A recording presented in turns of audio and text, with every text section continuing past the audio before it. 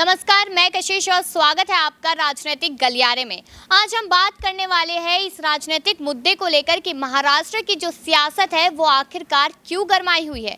क्योंकि यहाँ पर नवनीत राणा का जेल से छूटना, उसके साथ अस्पताल से डिस्चार्ज होना और लगातार बयानबाजी करना काफ़ी सवाल खड़े करता है।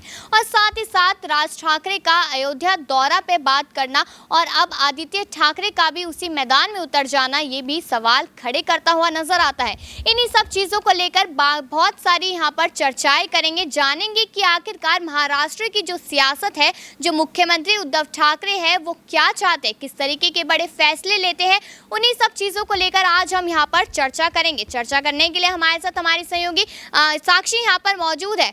अगर हम थोड़ी सी जानकारी यहाँ पर दे साक्षी कि जिस तरीके से हमने देखा कि जेल में बंद थी नवनीत राणा, तबीयत लगातार खराब होती गई, लेकिन पुलिस प्रशासन ने कोई चूक तक ना की। उसके बाद अचानक से जब तबीयत खराब हुई, जब जमानत होने वाली थी 13वें दिन, उस समय पर उनको अस्पताल ले जाया गया। बताया जा रहा था कि उन्हें घुटनों की भी दिक्कत, उन्हें पीठ की भी दिक्कत थी। फिर अस्पताल में भर्ती हुई। अस्पताल में सबसे पहला क्वेश्चन ये आता है कि अस्पताल में भर्ती कराने में आखिरकार क्यों देरी हुई होगी। क्या कहा जा सकता है कि उद्धव सरकार की वजह से ही देरी हुई, क्योंकि कहीं ना कहीं जो पुलिस प्रशासन है वो उद्धव सरकार का है।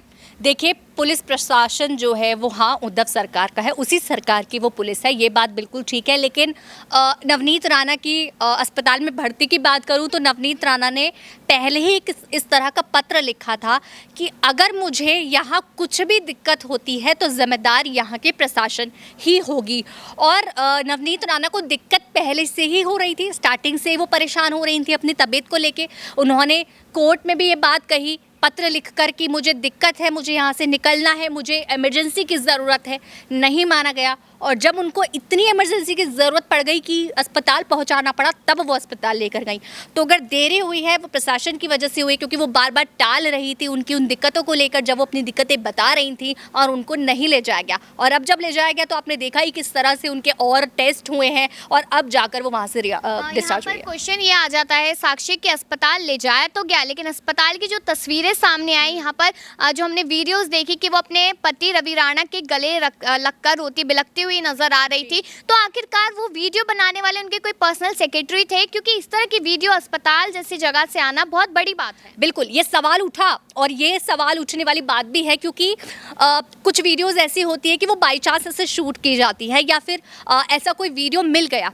लेकिन नवनीत राणा का अगर आप वीडियो देखो तो फर्स्ट डे से अस्पताल से ऐसे वीडियो आए हैं जो साफ सीधा रिकॉर्ड किए गए हैं। सामने से वो बेड पे लेटी है, वो रो रही हैं, वो रवि राणा के साथ गले मिलके अच्छे से रोई जा रही हैं। तो ये चीज़ें अच्छे से रिकॉर्ड हुई हैं, तो इन पे सवाल तो उठेगा ना कि ये जानबूझकर इस तरह का रिकॉर्ड किया गया है, आप जानबूझकर इस तरह की वीडियो वायरल करने की कोशिश कर रहे हैं, सिंपैथी गेन करने की कोशिश कर रहे हैं। तो वो चीज़ें साफ तौर पर नवनीत राणा की तरफ से दिखाई दी और झूठ भी लगी कहीं ना कहीं ये चीज़ें। उसके बाद बीजेपी नेताओं का उनसे आकर मिलना, उसके बाद देवेंद्र फडणवीस का मिलना, बहुत सारी चीज़ों की तरफ इशारा करता है यहाँ पे।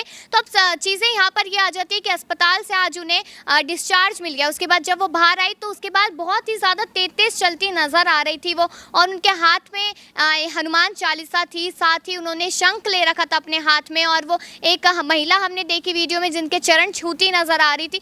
तो इस तरीके से जो लगातार खबरें सामने आई थी, वीडियो सामने आई थी कि उनकी हालत बहुत ज़्यादा गंभीर है। लेकिन क्या साक्षी कह सकते हैं उनकी उस समय की वीडियो को देखकर ऐसा महसूस हो रहा था कि उनकी हालत खराब है? बिल्कुल, और ये चीज़ें ध्यान दी गई हैं। जब नवनीत राणा अस्पताल से बाहर आई तो इतनी फिट एंड फाइन वो दिख रही थी, इस तरह से आप कहें, क्योंकि जब भी कोई अस्पताल से चाहे छोटी सी बीमारी हो, कोई अस्पताल से बाहर भी आता है तो वो ऑटोमेटिकली बहुत कमज़ोर दिखाई देता है। उसकी मानसिक जो संतुलन है वो भी थोड़ा सा ना कमज़ोर, नेगेटिविटी वाला दिखाई देता है। लेकिन वो इतनी चार्ज होकर अस्पताल से आई थी, जैसे कि कई ऐसी चीज़ें हैं, क्योंकि आते ही एक्शन लेना, आते ही उन्होंने ऐसे बोले हैं उद्धव ठाकरे को लेकर, तो उन चीज़ों को देखकर लग रहा था कि नवनीत राणा क्या सच में बीमार थी, क्या सच में उन्हें कोई दिक्कत थी, कोई दर्द था। क्योंकि बाहर आके एक अलग बहुत एनर्जी के साथ आई थी। हनुमान जी की जो बुक है, किताब में उनको चालीसा की बात करूँगी, वो लेकर आई थी, और साथ ही किसी समर्थक ने उन्हें हनुमान जी की तस्वीर, जो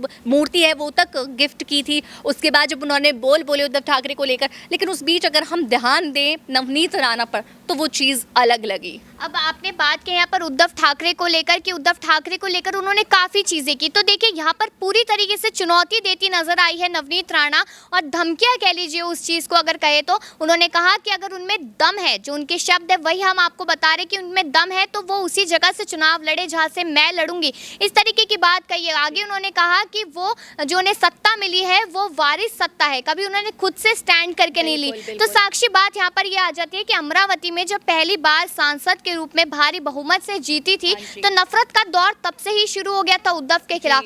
तो इस तरीके की चुनौती देना, क्या कहा जा सकता है कि ये सारी चीजें जो चुनौती देने का जो खेल बना है वो देवेंद्र फडणवीस से मुलाकात करने के बाद ही बना है? क्या बीजेपी का इसमें कोई लिंक माना जा सकता है? देखिए, लिंक माना जा सकता है, एक साथ माना जा सकता है। वो साथ ने कहीं ना कहीं उन्हें थोड़ी सी और हिम्मत दे दी है। और ये बात है कि उन्होंने बाहर निकल के जिस तरह से बात बोली, उद्धव ठाकरे को खुलेआम ये बात बोली कि हाँ, उनके पूर्वज से मिली हुई जो कुर्सी है वो उनके पूर्वज से मिली हुई है, उन्होंने खुद के दम पर कुछ नहीं किया। और नवनीत राणा को ये भी कॉन्फिडेंस है, जिस तरह से अमरावती से वो भारी बहुमत में वो सांसद बनी थी, तो एक कॉन्फिडेंस भी अपने अंदर होता है उन चीज़ों को लेकर, तो उस चीज़ की उन्होंने चुनौती दी। लेकिन कहीं ना कहीं अगर आपको मैं बताऊं कि इतनी एक्स्ट्रा हिम्मत जो उनकी तरफ से दिखी, क्योंकि जब कोई जेल से जाकर आता है, कोर्ट ने बड़ी मुश्किल में आपको जमानत दी है, तब भी आपके अंदर इतनी हिम्मत है कि अब आपको जेल में जाने का डर ही नहीं है। तो क्योंकि ऐसा तब होता है जब आपको पता होता है कि हमारे पीछे कोई है और वो हमें जेल से छुड़वा देगा, हमें जमानत दिलवा देगा, उस वक्त ये चीज़ें होती है। तो वो चीज़ें उनके बोल में दिखाई दी है, नवनीत राणा के बोल में दिखाई दे रही थी कि मेरे पीछे कोई खड़ा है, मैं यहाँ जो भी बोलूँ मुझे कुछ नहीं होने वाला है, मेरे पीछे सपोर्ट सिस्टम है मेरे साथ वाली बात यहाँ पर आ जाती है। अब हम थोड़ा सा अगर राज ठाकरे के बारे में साक्षी आपसे जानकारी ले लें, क्योंकि वो भी देना बहुत ज़रूरी है यहाँ पर। अब राज ठाकरे तो यहाँ पर अयोध्या के दौरे पर जा रहे हैं, तो आखिरी ये सवाल करेंगे आपसे कि यहाँ पर जो आदित्य ठाकरे यानी कि उद्धव ठाकरे के बेटे हैं, उन्हें भी कहीं ना कहीं वो अयोध्या भेजने की तैयारी कर रहे हैं, तो क्या माना जा सकता है कि यहाँ पर उद्धव ठाकरे डरते नजर आ रहे हैं? यहाँ पर उन्हें लगता है कि जो राज ठाकरे कर रहे हैं वो चीज़ हमें सबसे पहले कर लेनी चाहिए, भगवान राम का साथ लेने के लिए वो ऐसी हरकतें करते नजर आ रहे हैं, तो क्या अब सियासत छिनने का डर बन गया है यहाँ पर? जी कशिश, ये बात और ये सवाल बिल्कुल सही आपने पूछा। ये बात यही है, जब आप चुनाव, आपको पता है चुनाव आ रहे होते हैं, आपको पता है कि किस तरह से हमें जनता का दिल जीतना है या जनता के दिल में अपनी जगह बनानी है। उन्हें पता है अयोध्या से भगवान राम का नाम अगर आप लेंगे और अयोध्या की बात आप कहेंगे हमने बनवाया है, तो एक अलग असर आपका पड़ेगा। सबको पता है कि किस तरह से राज ठाकरे हिंदुत्व लेके आधी जनता अपनी तरफ कर चुके हैं। अब उद्धव ठाकरे का एक लगातार वायरल हो रहा है। उद्धव ठाकरे ने वो पोस्टर निकाला जिसमें उद्धव ठाकरे हैं, बाल ठाकरे हैं, साथ में आदित्य ठाकरे हैं और इधर राम जी की तस्वीर है, जो भगवान राम है उनकी तस्वीर है। इस चीज़ को लेकर जब उन्होंने राज ठाकरे पर तंज कसा, और तंज कसते हुए कहना है उनका कि वो नकली है और असली हम हैं और उनसे सावधान रहिए, इस तरह की बातें वो कह रहे हैं, तो डर उनमें है कि राज ठाकरे जो है हिंदुत्व का नाम लेके उनको अपनी साइड कर लेंगे तो हमारे साथ कौन आएगा, समर्थन कहाँ जाएंगे। तो इस वजह से अब उन्होंने इस तरह का खेल खेला और अब राज ठाकरे के सामने इस तरह से वो राम नाम लेकर या अयोध्या का नाम लेकर अब अपनी साइड वो जनता कर रहे हैं। देखिए साक्षी, मैं शुक्रिया अदा करना चाहूँगी आपका, आपने हमारे बहुत सारे सवालों का यहाँ पर जवाब दिया है, लेकिन इससे तो बात यही पता चलती है कि नवनीत राणा के पीछे शायद कोई सपोर्टर है, जिस तरीके से वो उद्धव ठाकरे को चुनौतियाँ देती नजर आई है। और साथ ही साथ राज ठाकरे की बात की जाए तो उन्हें कम दिखाने के लिए उद्धव ठाकरे उनसे बढ़ने की कोशिश कर रहे हैं। तो कहीं ना कहीं ये मुद्दे सारे यही आ जाते हैं कि सीट बहुत ज़्यादा खतरे में है, उस पर काम करने की ज़रूरत है। और ऐसी बाकी खबरों के लिए देखते रहिए राजनीतिक गलियारा। फिर से मिलते हैं इसी समय पर। नमस्कार।